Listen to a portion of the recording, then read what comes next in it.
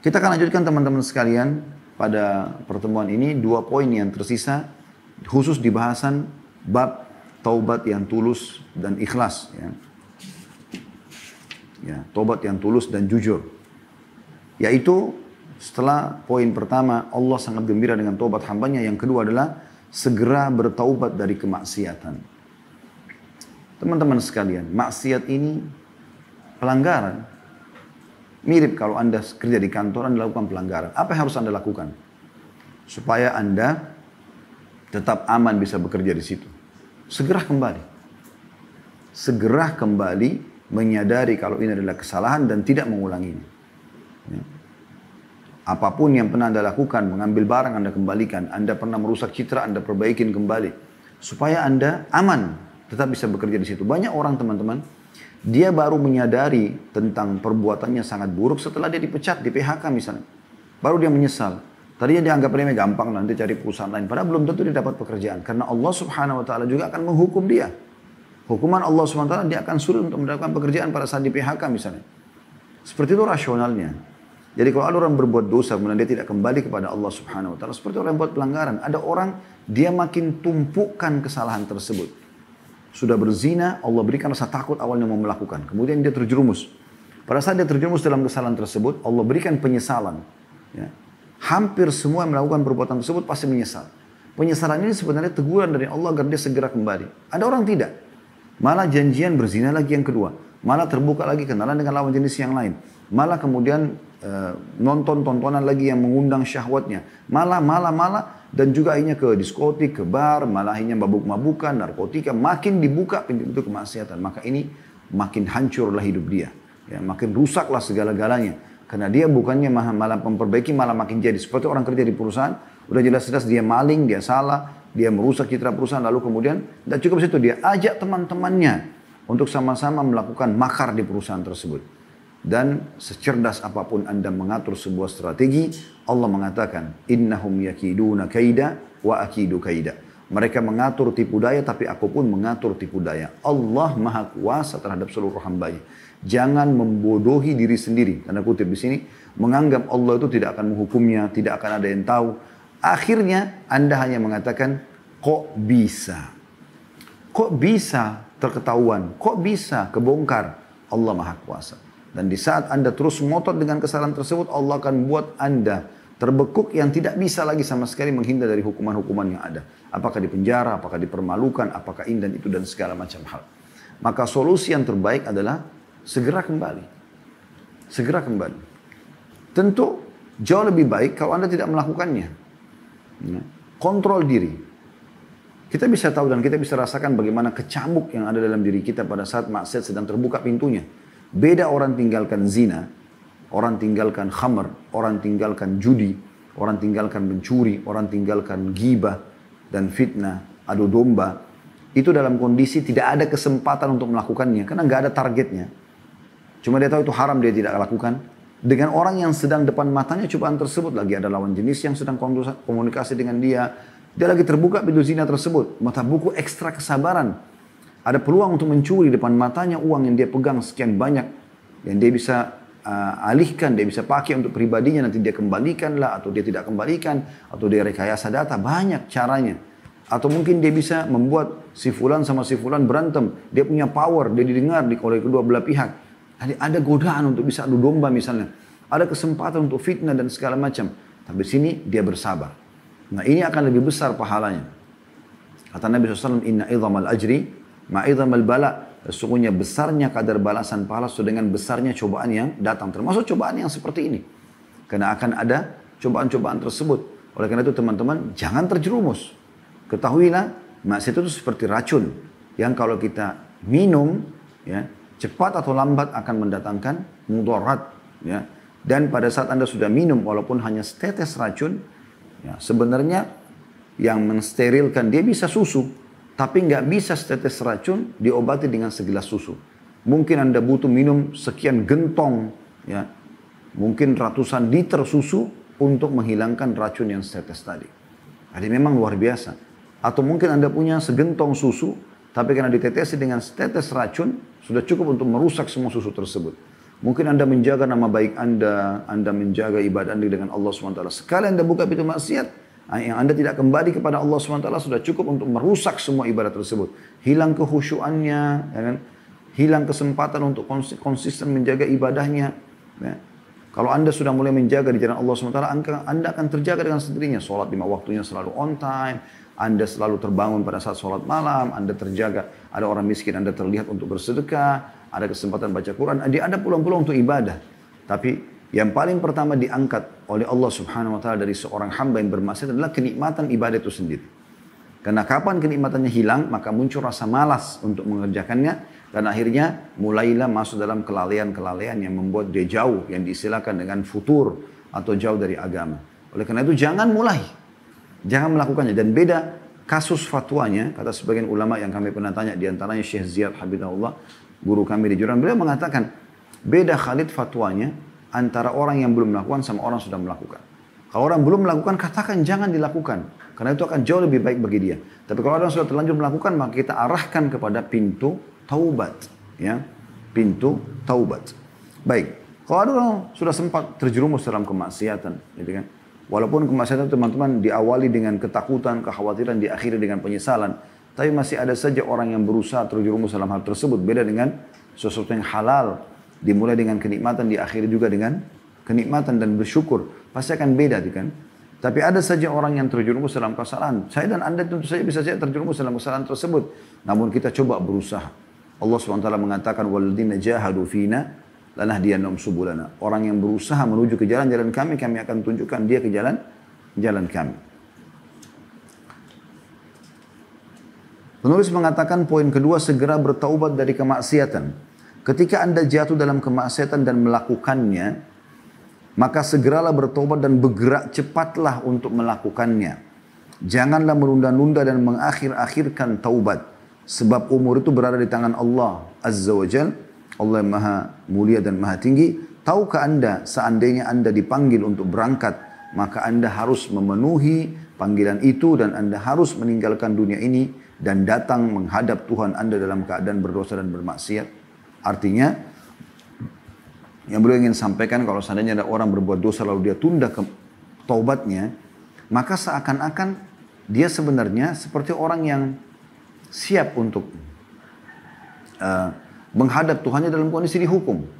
Lalu untuk apa? Untuk apa teman-teman kita menghadap kepada atasan kita untuk dihukum? Kenapa kita enggak menghadap untuk membawa prestasi kita? Sehingga kita lebih mendapatkan fasilitas. Kenapa kita harus datang untuk dimaksiat, untuk dimarahi, untuk dihukum, untuk diadili? Untuk apa?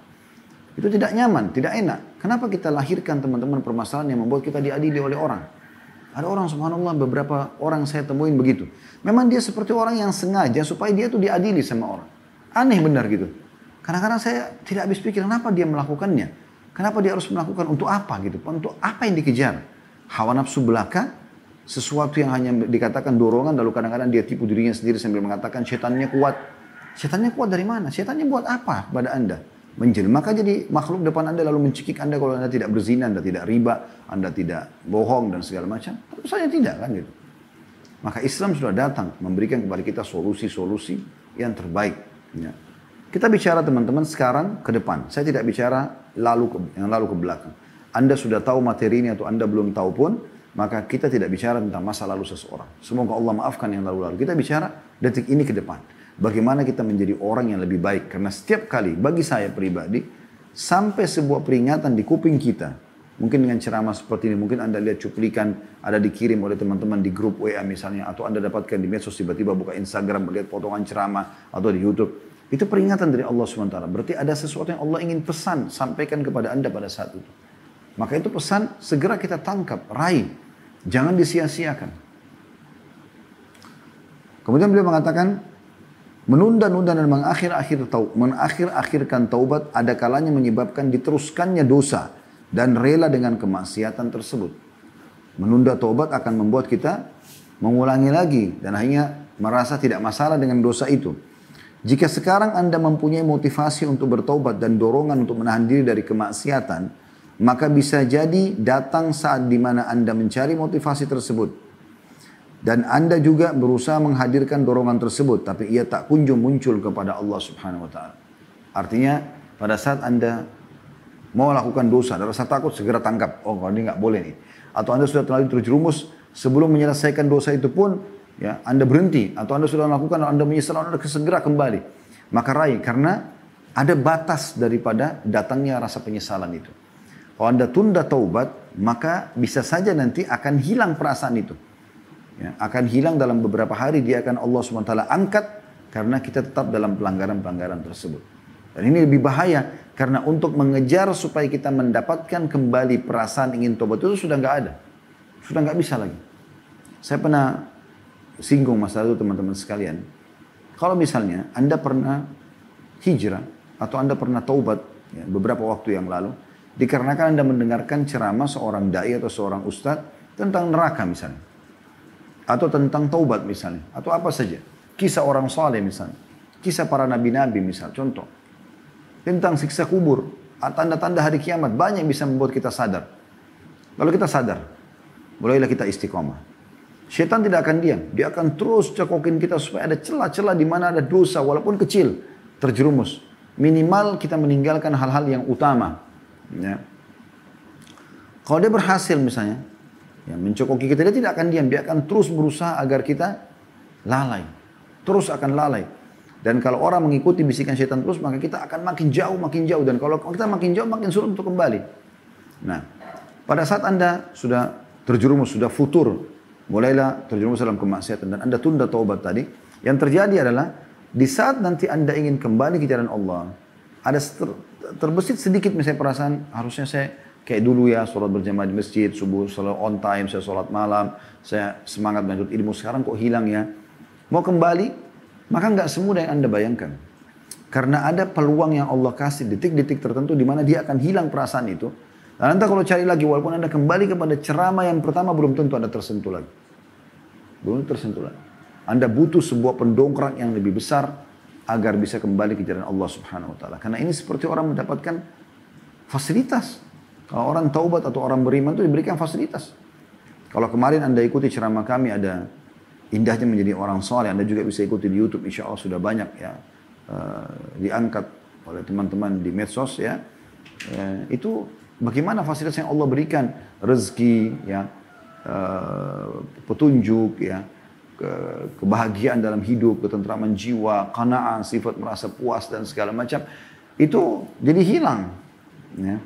Jadi hilang kalau seandainya seseorang itu menunda-nunda tobat, tapi kalau dia tobat dia akan mendapatkan. Jadi memang butuh ketulusan dalam taubat itu. Butuh betul-betul keinginan besar untuk berada di jalan Allah SWT, sehingga fasilitas dunia dan akhirat akan diberikan oleh Sang Pencipta Allah.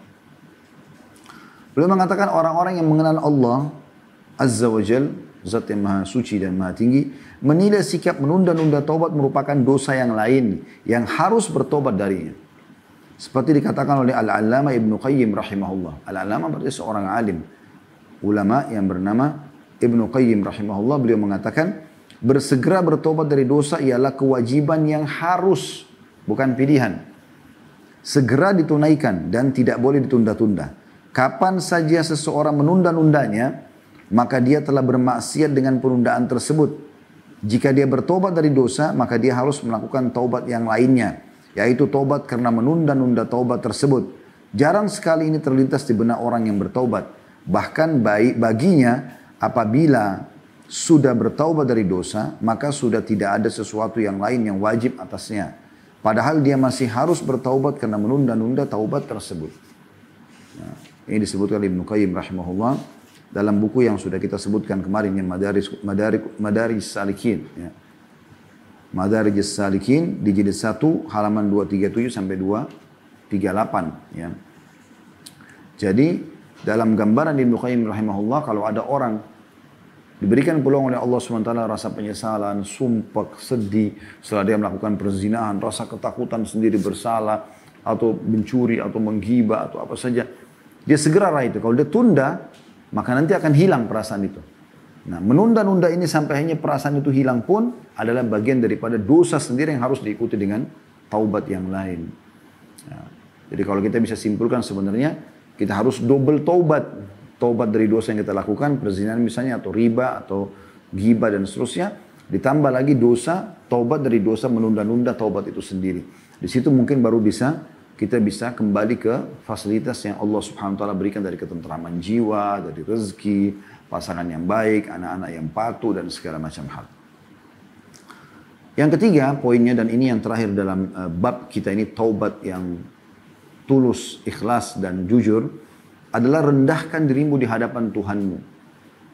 Ada orang teman-teman sekalian melakukan dosa dalam kondisi dia ketakutan. Dia merasa khawatir. Nanti kalau dia ada perasaan tanda kutip kayak takut sekali sama Allah SWT. Nanti kalau buat dosa bagaimana ya? Dia kalau sentuh mungkin lawan jenisnya merasa kayak panas, tangannya kayak nggak enak gitu, kayak salah ini ya. Gitu. Nah ini adalah satu isyarat dari Allah Subhanahu Wa Taala, dan dia sebenarnya melakukan itu dalam kondisi berkecamuk antara ya, ajakan malaikat untuk hati-hati dan ajakan syaitan untuk dia tetap terjerumus dalam anggap remehnya. Kalau ada orang kembali, alhamdulillah dia selamat. Tapi ada orang enggak, dia terjerumus. Nah di sini orang yang terjerumus dibagi dua lagi. Ada orang yang terjerumus dalam kondisi dia ketakutan, akhirnya dia kembali kepada Allah SWT. Dia putus hubungan dengan lawan jenisnya tadi. Dia tidak mau lagi kontek-kontekan, dia betul-betul kembali ke jalan Allah SWT, penyesalan. Seperti kasus sahabiat yang akhirnya dirajam. Yang dia berzina, dia sudah bersuami. Lalu kemudian dia hamil gara-gara berzina dengan selingkuhannya. Lalu kemudian dia datang kepada Nabi SAW, minta disucikan. Dia merasa bersalah benar, dia raih perasaan menyesalnya itu luar biasa. Sampai waktu dia pergi buat pengakuan, Nabi SAW mengatakan, anak yang di perutmu, padahal anak zina, punya hak. Melahirkanlah dulu.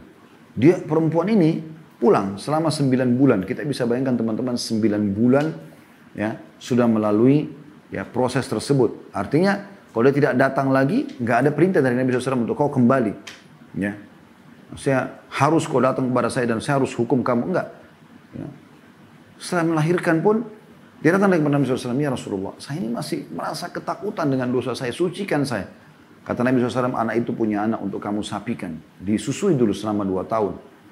Maka disusui oleh wanita tersebut. Setelah 2 tahun, berarti 2 tahun 9 bulanan kurang lebih, dia kembali lagi kepada Nabi SAW. Dia mengatakan, ya Rasulullah, sucikan saya. Karena Nabi SAW lihat bagaimana dia gejolak ketakutan Allah hukum di hari kiamat. Dia tetap berpegang pada perasaan itu. Maka yang terjadi adalah Nabi SAW suruh menguatkan ikatan bajunya lalu dirajam. Ada seorang sahabat untuk merajam, melaknatnya. Mengatakan semoga Allah melaknatmu. Maksudnya kok kamu sudah punya suami kamu masih selingkuh gitu kan. Tapi dia sudah taubat nasuha. Maka Nabi SAW mengatakan jangan kau melaknatnya. Karena dia sudah taubat wanita ini kalau dibagikan kepada 70 orang penduduk Madinah. Maksudnya 70 orang yang melakukan dosa yang sama.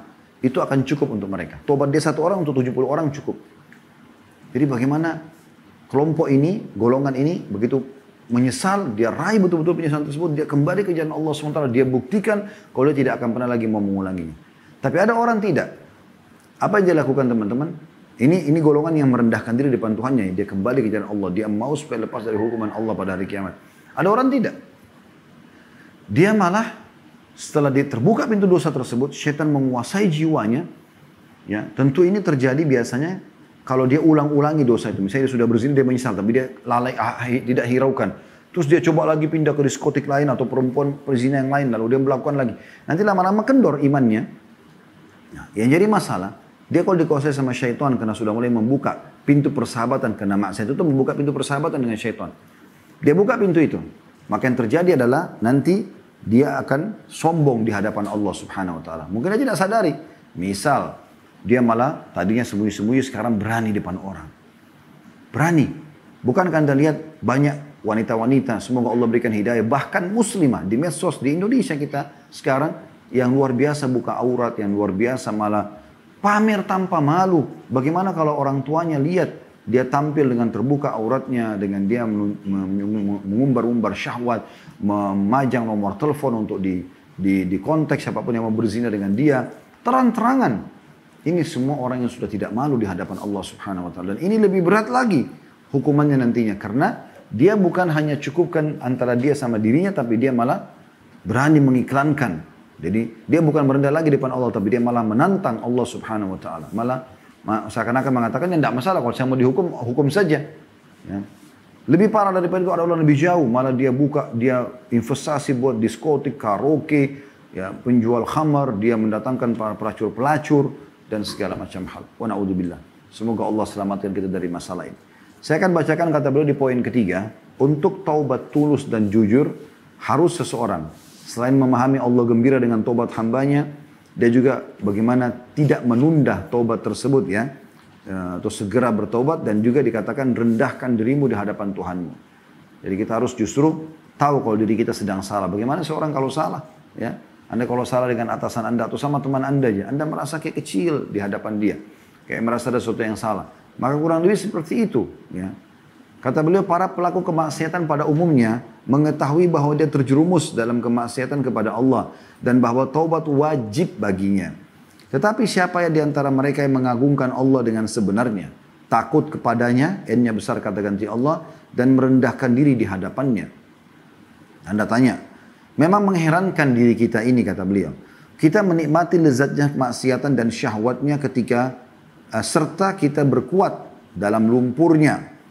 Setelah itu kita bertaubat, tetapi taubat kita tidak lebih sekedar istighfar dengan lisan, sementara kita lalai dan lengah. Oleh karena itu, orang yang bertaubat selama dia tidak senantiasa berada dalam tanda kutip mihrab taubatnya, meniti jalan orang-orang yang khusyuk dan tunduk kepada Tuhannya, maka hendaklah dia meninjau kembali kebenaran taubatnya. Artinya kalau orang sudah mengatakan dirinya taubat, ternyata dia tidak kelihatan seperti orang-orang yang taubat, nggak lagi kembali hadir sholat berjamaah, nggak lagi berubah dari performanya, berubah dari tutur katanya, berubah dari kelihatan orang itu menyesal, sering menangis. Tidak kelihatan itu berarti ini orang tidak jujur. Tidak ada sesuatu pertanyaan dalam masalah taubatnya.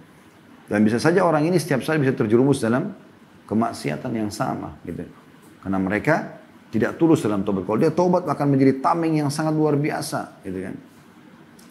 Kata beliau, aspek ini mana mungkin dilalaikan oleh Ibnu Qayyim rahimahullah. Oleh karena itu beliau berkata, di antara konsekuensi taubat yang benar ialah kesedihan khusus yang terjadi pada hati yang tiada sesuatu pun yang menyerupainya, dan tidak pula terdapat pada diri selain orang yang berdosa. Jadi itu menandakan pesan dari Allah Subhanahu wa taala, kau sedang salah. Penyesalan muncul ya, supaya kita kembali kepada Allah.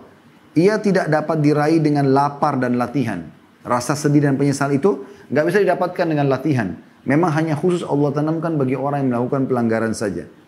Tidak pula sekedar karena cinta saja. Rahasia di balik itu semua dalam hati. Rahasia di balik semua itu adalah hati yang menangis di hadapan Tuhan secara sempurna, yang meliputi seluruh aspek dirinya dan bersungkur di hadapan Tuhannya dengan ketundukan dan kehusyuan. Seperti ihwal hamba yang lari dari tuannya, lalu ia ditangkap dan dihadirkan di hadapannya. Dia tidak menemukan orang yang dapat menyelamatkannya dari siksanya. Dia tidak melihat ada peluang untuk lari darinya. Sangat butuh kepadanya dan tidak mendapatkan tempat berlari darinya.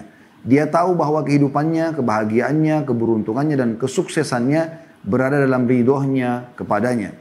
Dia mengetahui bahwa tuannya mengetahui seluruh aspek kehidupannya. Ini disertai dengan sangat cintanya dia kepada tuannya, sangat butuh kepadanya, dan pengetahuannya akan kelemahan dirinya dan kekuatan tuannya, kehinaan dirinya dan kemuliaan tuannya. Karena berbagai keadaan tersebut, berhimpunlah tangisan penyesalan, kehinaan dan ketundukan yang bermanfaat bagi seorang hamba. Betapa besar manfaat semua itu yang kembali kepadanya. Betapa tertutupi kesalahannya dengan semua itu, dan betapa dekatnya dia semua itu dengan tuannya. Subhanallah teman-teman, menangisi dosa ini, pada saat kita bisa menangisi dosa tersebut dan kita teteskan air mata, bahkan kita bisa mengeluarkan suara yang menunjukkan bentuk kesedihan karena sudah melakukan pelanggaran tersebut, ini sebuah hadiah dari Allah Subhanahu wa taala. Anda tidak akan pernah bisa merasakan kenikmatan tangisan itu, penyesalan itu, kata Ibnu Qayyim, walaupun dengan latihan ataupun kena rasa lapar. Tidak ada.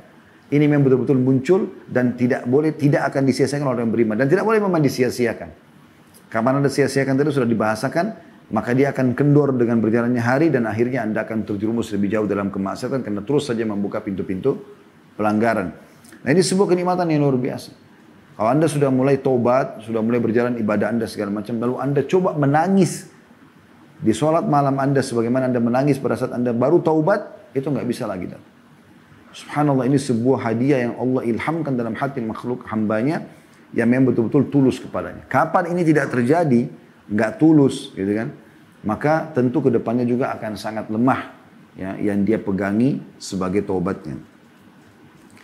Masih kata Ibnu Qayyim rahimahullah, tidak ada sesuatu pun yang lebih dicintai tuannya daripada kesedihan, ketundukan, perendahan diri, kehusyuan bersungkur di hadapannya, dan berserah diri kepadanya.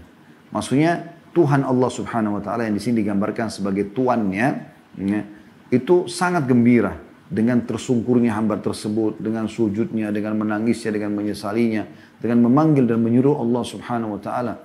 Itu kenikmatannya luar biasa. Nah, itu sesuatu yang paling Allah cintai. Kata beliau, demi Allah, sungguh manis ucapan seseorang dalam kondisi ini, aku memohon kepadamu dengan kemuliaanmu. M-nya besar kata ganti Allah. Sedangkan aku hina, kecuali bila engkau merahmatiku. Aku memohon kepadamu dengan kekuatanmu. M-nya besar kata ganti Allah, ya. Sedangkan aku lemah dengan sifat tidak butuhnya engkau kepadaku. Sementara aku selalu butuh kepadamu. Inilah ubun-ubunku yang berdusta, lagi berdosa, ada di hadapanmu. Hamba-hambamu selainku banyak dan aku tidak punya tuan selainmu. Tidak ada tempat berlindung dan menyelamatkan diri darimu kecuali kepadamu. Aku memohon kepadamu dengan permintaan orang yang perlu dikasihani. Aku meminta kepadamu dengan permintaan orang yang tunduk lagi hina. Aku berdoa kepadamu dengan doanya orang-orang ketakutan lagi buta. Permintaan orang yang lehernya tunduk kepadamu. Hidungnya bersungkur kepadamu. Air matanya mengalir karenamu. Dan hatinya tunduk kepadamu. Artinya Ibnu Qayyim cuma memberikan susunan kata. Tapi Anda bebas menyusun kata-kata tentunya. Tapi seperti itu. Artinya akan muncul kosakata dari orang yang merasa menyesal dengan kemaksiatan yang luar biasa gitu. Kita akan mengatakan, ya Allah, aku sungguh menyesal atas perbuatan ini. Aku tidak berharap kecuali pengampunanmu, ya Allah. Selamatkan aku dari siksamu. Kata-kata ini bisa muncul dan tersusun rapi pada saat penyesalan itu ada. Makanya penyesalan itu sebuah karunia yang luar biasa yang tidak bisa kita rasakan. Ya, penyesalan yang sama walaupun kita sudah sampai pada puncak ibadah yang tinggi. Ya, ini khusus bagi orang-orang yang kembali dengan tulus ke jalan Allah subhanahu wa ta'ala. Lalu beliau menyebutkan sebuah syair. Ya man aludhu bihi fima uammiluhu. Wa man a'udhu bihi mimma uhadhiruhu. La yajburun nasu azman anta kasiruhu. Wa la yahiduna azman anta jabiruhu. Yang artinya, wahai zat yang kepadanya aku berlindung dalam segala yang aku angankan. Allah subhanahu wa ta'ala. Wahai zat yang kepadanya aku berlindung dari segala yang aku khawatirkan. Manusia tidak dapat menyambungkan tulang yang telah engkau patahkan. Dan tidak pula dapat mematahkan tulang yang telah engkau sambungkan. Ini perkataan syair yang maksudnya salah satu contoh seperti apa kata-kata indah akan muncul dari mulut orang-orang yang bertaubat. Yang mungkin sebelumnya tidak pernah tahu susunan kata itu. Dan sebagian ulama menitik beratkan kalau ada seorang hamba yang terlintas lisannya mengucapkan istighfar atau taubat, berarti Allah lah yang telah memudahkan dia mengucapkan dan Allah ingin menerima taubatnya.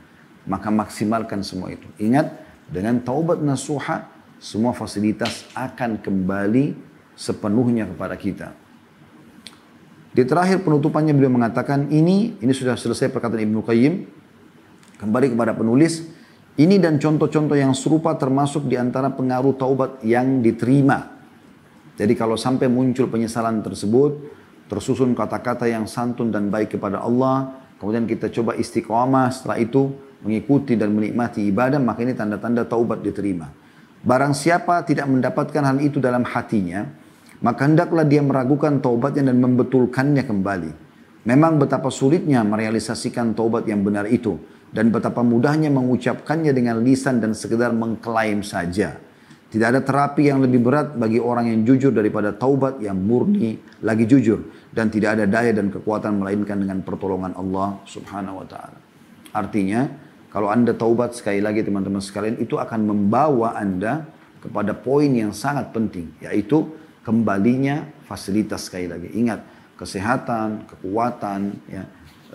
Baktinya pasangan, ya, baiknya mereka, kemudian selamatnya kita dari segala macam fitnah dan hal-hal yang kita tidak senangi, semua itu kembali ya dengan ketentraman jiwa, merasa tenang, merasa cukup dengan walaupun nikmat yang kita mungkin diberikan tidak besar, dari makanan, minuman. Semua itu akan kembali teman-teman fasilitas itu dengan taubat nasuha, dan di akhirat Anda akan merasakan dan menikmati luar biasa bagaimana surga Anda masuki hanya dengan taubat tadi. Ya. Tapi sebaliknya kalau Anda sia-siakan maka akan hilang semua itu tentunya. Oleh karena itu tidak boleh kita menyia-nyiakan kesempatan-kesempatan emas seperti ini. Ya. Ini termasuk hal yang perlu digarisbawahi.